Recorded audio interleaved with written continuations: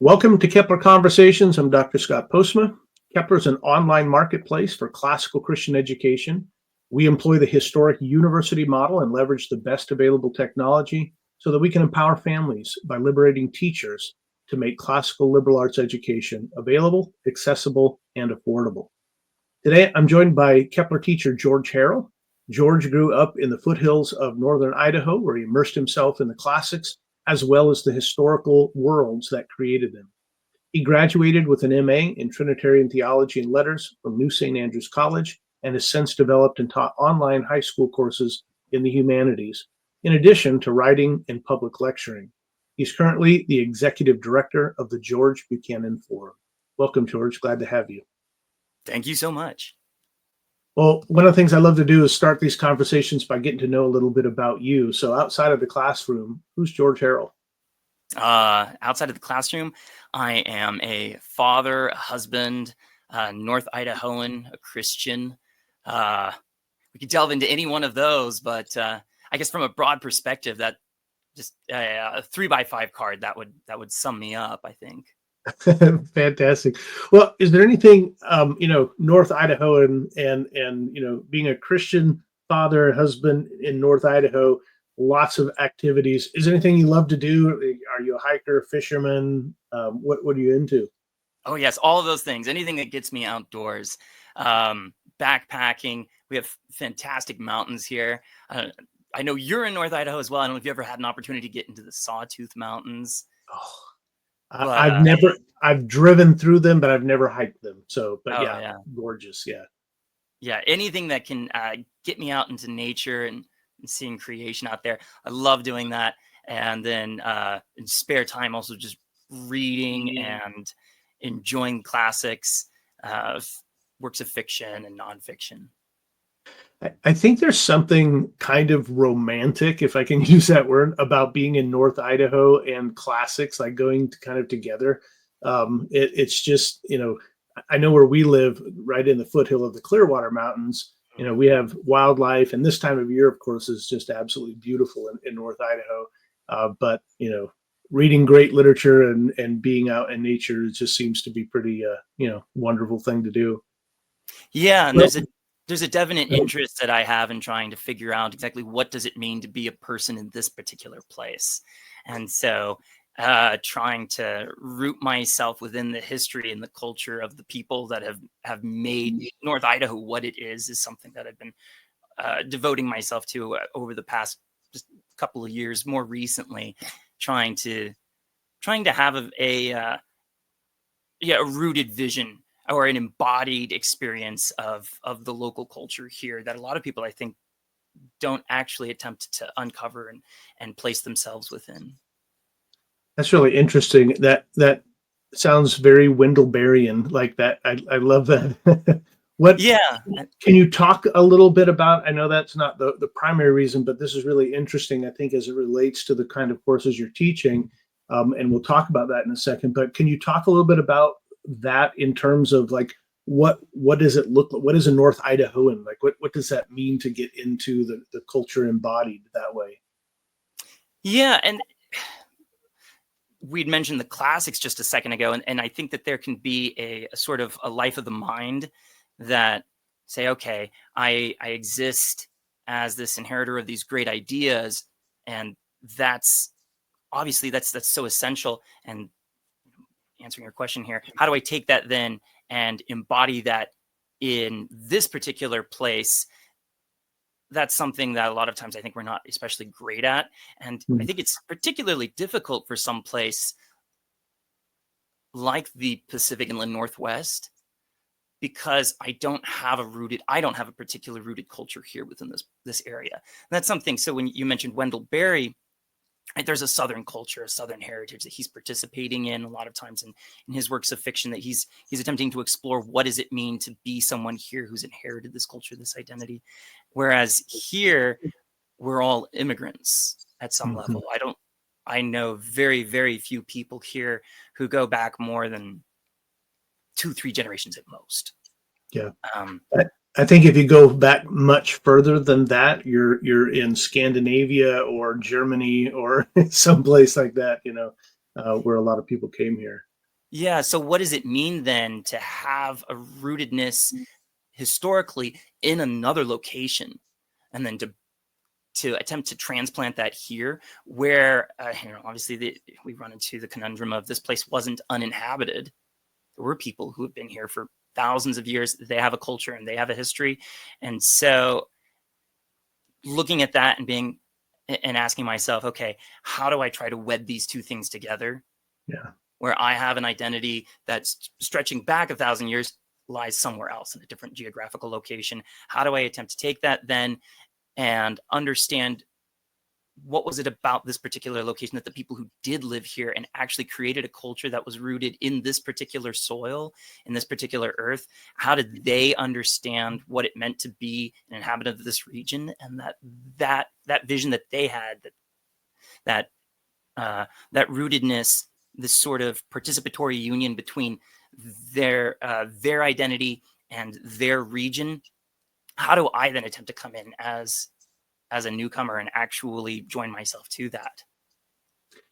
Is there any particular work or resources that you're looking at currently? I know I'm kind of putting you on the spot with that question, but just out of curiosity, any kind of resources that you're looking at in that vein? There are a couple of works on cultural histories of this particular region that I've appreciated. The names are escaping me right at this moment. And then there's also a few that are written particularly on the Native American inhabitants and their history, particularly with like the Palouse people. And then obviously to the north, we had the Coeur d'Alene, and then down in the south, we had the Nez Perce. But unfortunately, so much of the history of the Palouse people has been mostly forgotten, either purposefully or just through neglect. So there are a handful of really solid resources that are helpful in trying to regain that historical rootedness to this region. But and I can obviously provide you with those links in particular later. But there are a handful. Okay. Yeah, that's really interesting. Well, if you ever get into fiction writing, you could maybe come up with your own Port Williams sort of scenario for North Idaho, right? Yes, definitely. So one of the things that I'm really interested in as well, and I think you've already kind of begun to talk about it a little bit, but maybe take us back a little further about your own education growing up. I think this is very interesting to families and students that, where does their teacher come from in their education? Like, how did you get to where you're at? Yeah, ironically, I grew up in a household where my father has a advanced degree in mathematics and engineering. And I say ironically because that was not at all how I naturally flowed. I leaned very heavily towards narrative, and whether that was through history or fiction, and then particularly fantasy. I think probably the number one most formative book that I read was probably Lord of the Rings. And it's like I wanted to live in Middle Earth for so many years there, where it was just like that became this consuming passion. And so living in a world that just seeped with narrative, story, myth. I loved the old myths of particularly the Germanic and Anglo-Saxon myths, the legends that they had, Beowulf, Anglo-Saxon poetry, Icelandic poetry, any of the ancient stories and the things that had really shaped our culture. I just gravitated towards that, and that was throughout about the age of 10 onwards. That was what I really devoted myself to, and then went on into college to continue pursuing a liberal arts degree, because I didn't want to zoom in on one particular subject. I definitely have enjoyed and profited from going very broad and trying to incorporate all of the human vision, I guess, into one particular scope, and pursued that then on into grad school as well, where the theology that I had studied there was particularly focused on narratival theology. And I remember one of my teachers, he had a student who was going to go on to become a pastor. And he came and met with his teacher and said, "Hey, I'm going on summer break here, and I was wondering if you had any books that you would recommend that I read in preparation for becoming a pastor." And he expected the teacher to give him some sort of big tome of systematic theology. And instead, his teacher asked him, "What works of fiction have you been reading?" And so I think that in particular really helped to define my studies as I moved on from high school into college. So a true humanities guy at heart. It sounds like. Well, it's interesting to me as you talk about wanting to live in Middle Earth, and then you're living in North Idaho in the Palouse, like it's almost the Shire, right? And then being rooted in a place as a sort of transplant. You're teaching American history, economics, and unlocking Middle Earth, how to read like Tolkien. And I'd really be interested in hearing you talk a little bit about these courses, these 3 courses that you're teaching, and maybe unpack that a little bit. You know, what's involved there, who are these courses for, and why should anybody take them? Yeah. Thank you. So all 3 of those, they're high school courses, and this first comment about the U.S. history and also the economics course. Both of those topics tend to be narrowly taught as means of conveying just facts and data. U.S. history, particularly, if you go and you study that in high school, it's going to be generally seen as a chronological study. Okay, what do we need to memorize? What are the 3x5 cards? And we can memorize that. And it's like, okay, now we have a handle or a grasp on this event, on this particular point in history. And instead, because of my background, I think having a big emphasis on this, understanding that history rightly and properly analyzed is not actually just mere memorization of facts and dates, but it's taking those things and actually creatively endeavoring to construct narrative around them. And that's what we're doing when we're actually doing history. And I remember somebody who had studied history back in the day in high school and was really good at memorizing facts and the dates. Went on into grad school. He was like, okay, I'm good at history. I want to go on and study that in an advanced degree here. And then realizing that was not the focus at that point. And that what they were attempting to do was to actually understand, okay, how do we creatively craft these facts and dates into meaning-making narratives? Because facts and dates don't interpret themselves. And in fact, historians very rarely disagree over the facts and the dates. It's how do we interpret them? That's where the disagreements come into play. I hate to interrupt. I don't want to interrupt you right here, but something you just said is really intriguing. I wonder if you unpack it a little bit. When you think of science, we often talk about what you just said. There is the data that that they're dealing with, but then there's also a kind of narrative or worldview that's brought to interpret that data. And so a lot of scientists can be looking at the same data, but come to different conclusions because of the worldview that informs it. Am I understanding you to talk about history that same way or very similarly? Yes, that what we're doing when we take these facts, these points in history, and each era is attempting to figure out, okay, how do we construct these and pack them into autobiographical narratives that then help us to understand who we are in relation to the past. Right? We have this weird scenario where we're walking forward into the future, but we're doing it facing backwards. So we define ourselves based off of our past. And so then how do we attempt to do that in a way that makes sense of ourselves as individuals living within community, and ourselves as individuals living within a community that itself also has a past? So as you're saying this reminds me, there was a student I had once that said that they were talking about how much they hated history. They didn't want to learn all the facts and all that stuff. They just wanted to be focused on the future today, what's going on today and the future. And that's such a shallow or it's a misunderstanding of who they are and what the world's about. How would you answer that student? What would you say to them if somebody said, I don't really like history, I just I don't want to learn U.S. history, I just want to live today? Yeah, the idea that if, okay, I don't need to know about the past, either who I am or where I've come from. Because I said that we are moving into the future, looking backwards. At that point, you're essentially asking to exist with a blindfold on. Okay, And that's a good um, analogy. and the interesting thing is that that's actually at some level impossible, because we are crafting our perception of our expectations, hopes, and desires for where we want to go, even just as individuals, based off of our expectations from the past. So we have empirical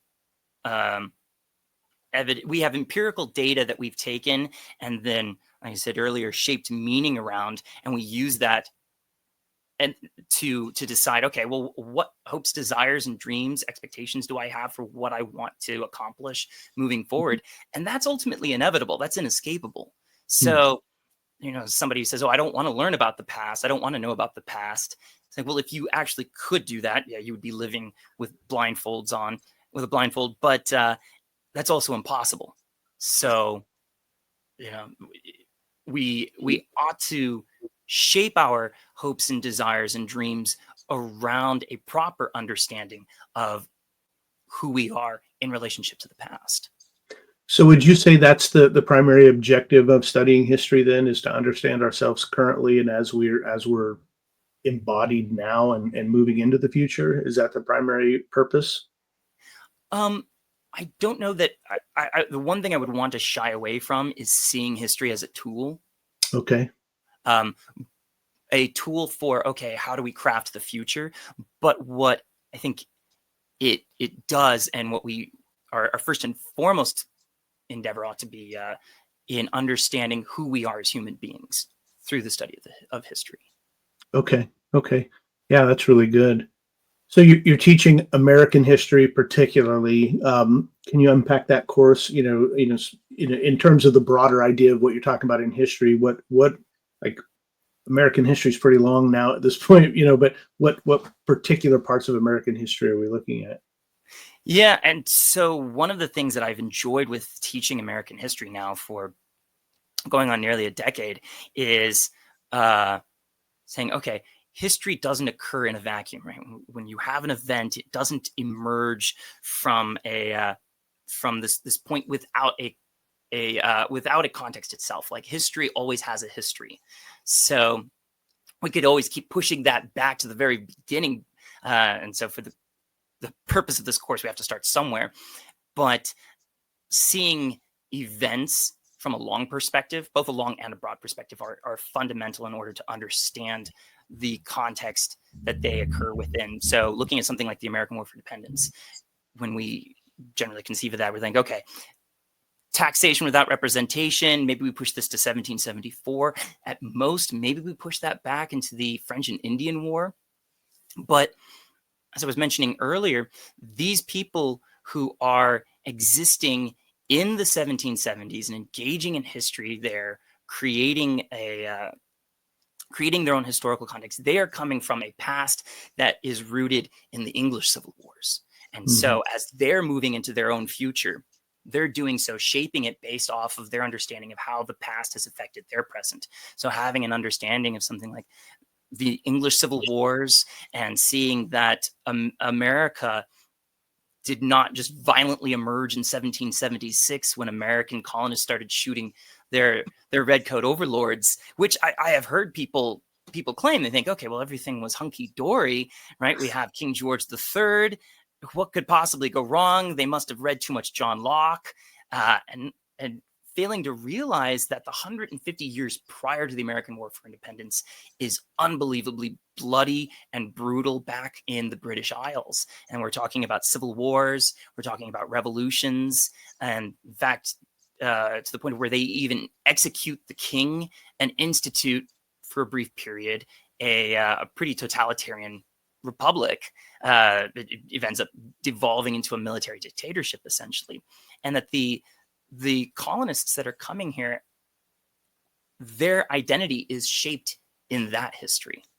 And so then seeing competing visions of what does it mean to be an Englishman in the Americas, and then these these competing identities eventually separating from Britain and attempting to try to unify those and into a single coherent American identity, and there being competing identities that continue on throughout American history. And so seeing ourselves within this context of 150, 200, 300 years of, okay, what does it mean to be this people? And then how do I inherit that as an American?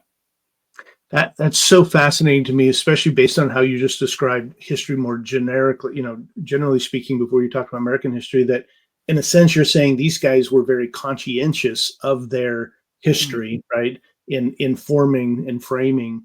And maybe, feel free to correct me if I'm wrong here, but I mean, I don't think you can completely even understand the American Civil War without understanding that history, right? I mean, because this is that big divide. Fascinating. Well, I'll say this, and if you go back and look at any of the other ones, we have some fabulous teachers here at Kepler. And so I've never said this because this is what I'm about to say is absolutely true. In all of my time, the course that I get the most people talking about saying, we love this course, the most compliments on any course of Kepler has come from George Harrell's American History course. So, yeah. And so I'm not saying that to, well, I'm tooting your horn, but not to blow you up, but that really is. And so, more than any other course, students have commented and how much that course has impacted them. And you're teaching also, obviously, Tolkien and economics. Can you talk a little bit about those and how that plays into maybe your bigger vision for the humanities?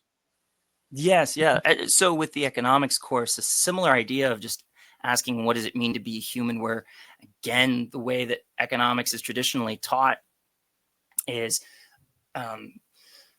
focusing on abstract models, charts, and just these large scale aggregations of movement of goods and services. And I studied economics in high school, found it to be remarkably boring and uninteresting. And I think that was because it simply wasn't taught with the appropriate weight being placed on human individual choices and action. Again, that question of like, what does it mean to be human? What does it mean to have the ability to engage in crafting our world in order to meet our desires and our ends that we have, our goals that we attempt to set for ourselves. And so starting actually with the individual, with individual human action, and then moving from there to large scale nations, or talking about thousands of people or millions of people, but starting first and foremost with human individual choice. Mm-hmm. And saying, okay, instead of separating economic man and his actions from what it means to be human from a more holistic perspective, what if we took man, understand what does it mean to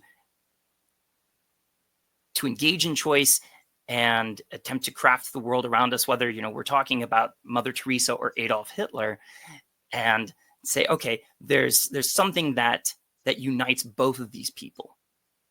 And then from that perspective, how do we see people taking limited resources that they have at their disposal in order to meet those goals, in order to meet those ends, and that this is not something that's merely constructed from a top-down model.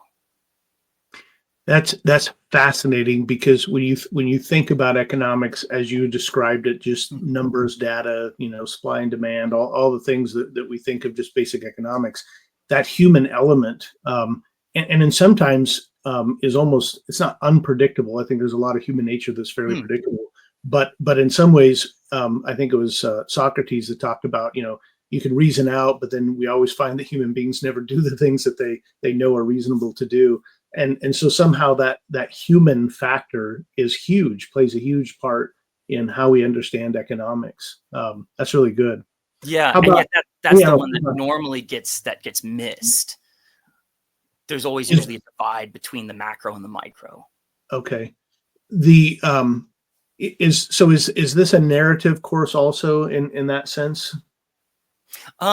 It's yes, a narrative in the sense of like, okay, well, how do we take data and create meaning from it, but also asking, starting first with that unpredictability of human free will, human choice. How do people in collectives then assemble and attempt to meet their individual ends? And the reason why starting with the individual actors, because this can be controversial among economists, is that ultimately only the individual is capable of acting upon desires. So starting there rather than with humans in the aggregate. Okay. Yeah, that makes a lot of sense. That makes a lot of sense.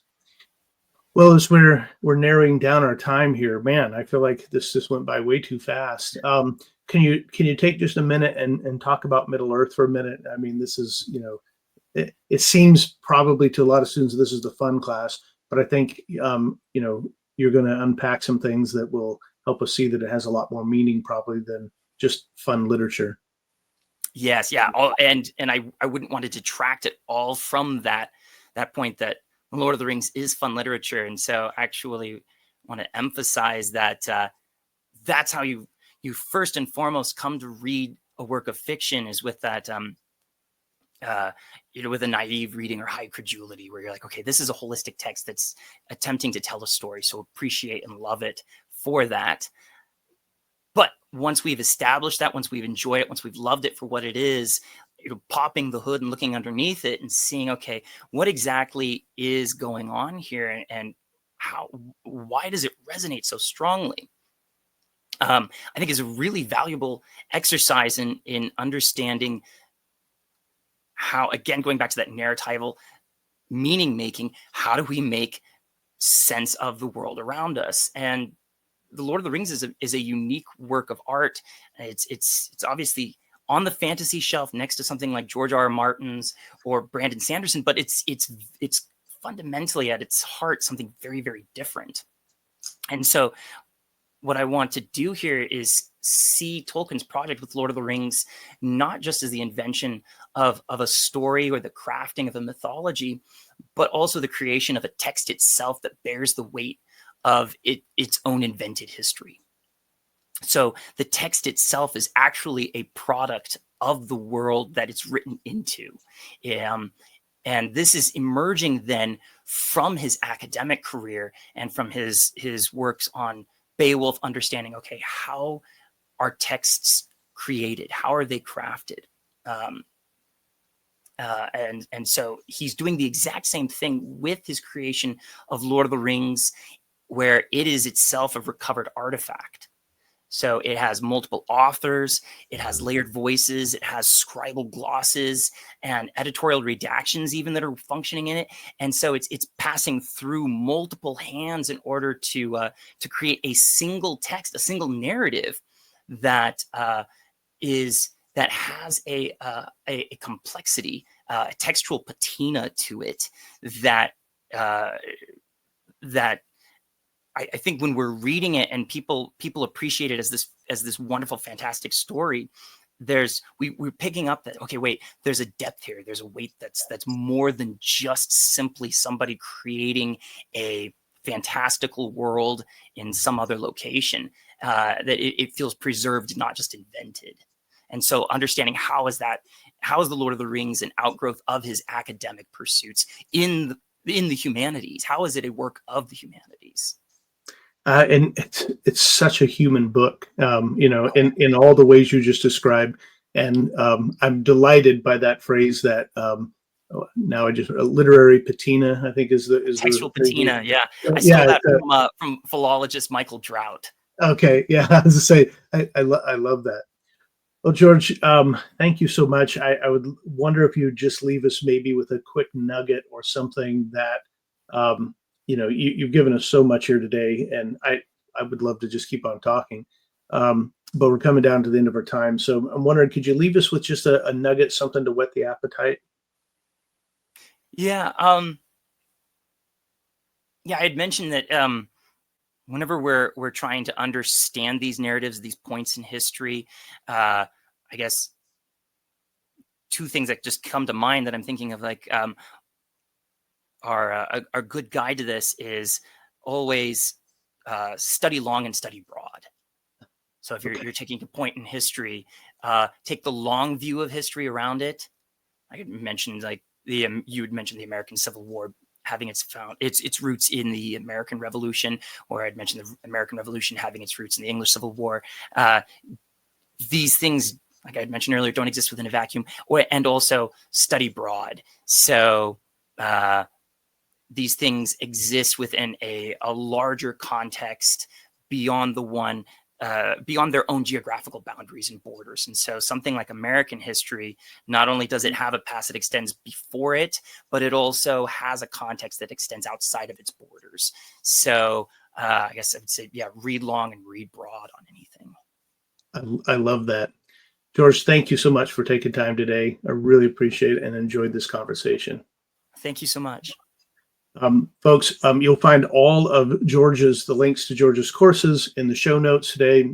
Come by Kepler.education and learn more about George and the courses he's teaching that he'll be teaching this fall and next spring as well. God bless you all.